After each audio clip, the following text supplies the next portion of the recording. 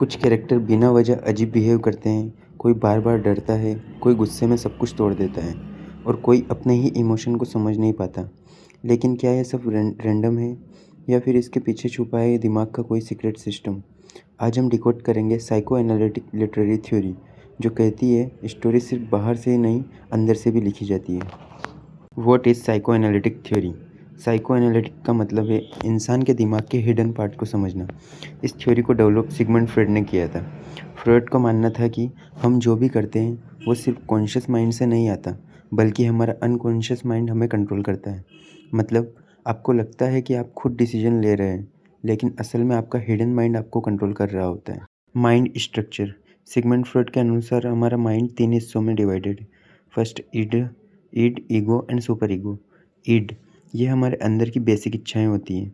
ये कहता है मुझे अभी चाहिए। एग्जाम्पल, भूख लगी है अभी खाना खा लो, गुस्सा आया अभी रिएक्ट कर दो, जो भी होता है अभी कर दो। सेकंड, ईगो ये रियलिटी मैनेजर होता है। ईगो बैलेंस करता है, ये कहता है थोड़ा वेट करो, सही तरीका अपनाओ, भूख लगी है क्लास ख़त्म होने का वेट करो, कुछ भी जो काम अभी कर रहे हैं उसके ख़त्म होने का वेट करेंगे, उसके बाद काम करेंगे, नेक्स्ट काम उसके बाद करेंगे। थर्ड, सुपर ईगो ये मोरल जज होता है। ये सोसाइटी के रूल्स फॉलो करता है, ये कहता है ये सही है या गलत। एग्जाम्पल, चोरी मत करो, झूठ मत बोलो। जब ये तीनों फाइट करते हैं वहीं से कॉन्फ्लिक्ट पैदा हो जाता है और वहीं से कहानी इंटरेस्टिंग बनती है। Unconscious mind. फ्रॉइड का सबसे इम्पोर्टेंट आइडिया अनकॉन्शियस माइंड। ये हमारे दिमाग का वो हिस्सा होता है जो हमें दिखाई नहीं देता, लेकिन हमारी लाइफ को कंट्रोल करता है। इसमें बचपन की यादें होती हैं, डर होता है, दबाई हुई इच्छाएं होती हैं। कभी कभी ये दबाई हुई इच्छाएं सपनों में बाहर आ जाती हैं। इसलिए फ्रॉइड कहते हैं dreams are the royal road to the unconscious. Defence mechanism.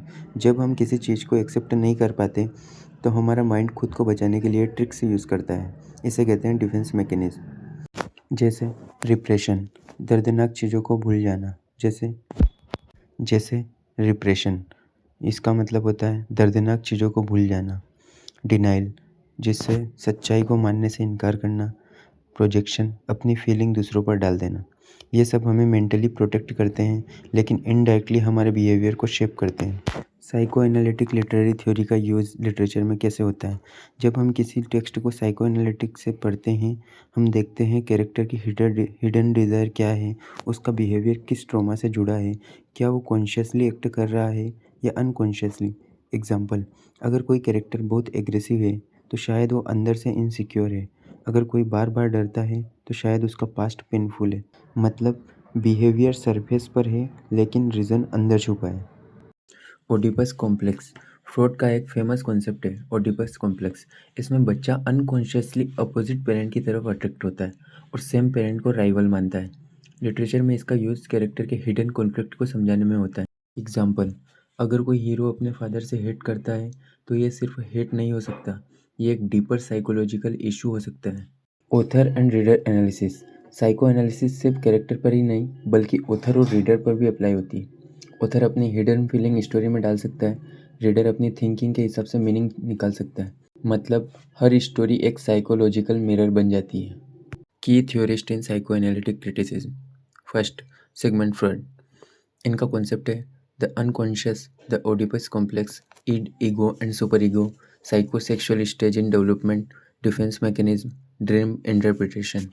इनका फर्स्ट वर्क है the interpretation of dream 1899, 3 essay on theory of sexuality 1905, beyond the pleasure principle 1920, civilisation and its discontent 1930। Second, Jack Lacan. इनके concept है the mirror stage, the symbolic order, the real, the imaginary and the symbolic, the unconscious structure like a language and the फेलेस।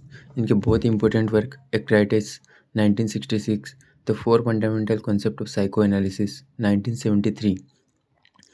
Third, Melanie Klein. इनका first work है the psychoanalysis of children 1932, love, guilty and depression 1940। Fourth, Carl Jung.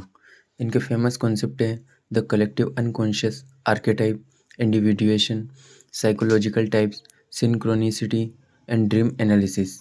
और इनके work हैं psychology of the unconscious 1912, psychological type 1921, symbols and transformation 1952, man and his symbols 1964, fifth Jacqueline Rose. इनके दो वर्ग है the haunting of Sylvia Plath 1991, sexuality in the field of vision 1986। Previous year question. First question है who is considered the founder of psycho analysis. इसका सही answer है B Sigmund Freud. Second question which work is written by Sigmund Freud.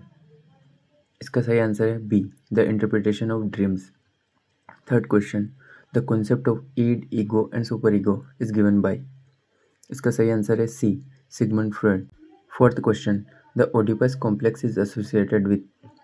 इसका सही answer है B childhood desire and rivalry.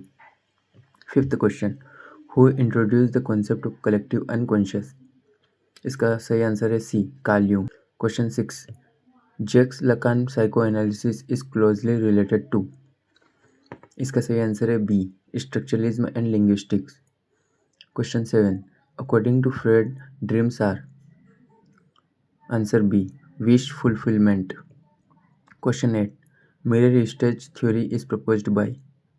इसका सही answer है B Jacques Lacan. Question 9 the term repression in psychoanalysis refer to. Answer B suppression of unconscious desire. Question number 10 psychoanalytic criticism mainly focus on. Answer C unconscious motives and desire. ये थी हमारी psycho analysis literary theory जो हमें सिखाती है story सिर्फ word नहीं, ये माइंड की डीप जर्नी है। कैरेक्टर जो करते हैं उसके पीछे एक हिडन रीज़न होता है और हर कहानी के अंदर एक साइकोलॉजिकल लेयर छुपी होती है। अब अगली बार जब आप कोई स्टोरी पढ़ो तो सिर्फ पढ़ो मत, उसे समझो, उसके अंदर झाँको। अगर आपको ये आसान एक्सप्लेनेशन पसंद आया तो लाइक शेयर एंड सब्सक्राइब ज़रूर करें। नेक्स्ट हम पोस्ट स्ट्रक्चरलिज्म थ्योरी पढ़ेंगे।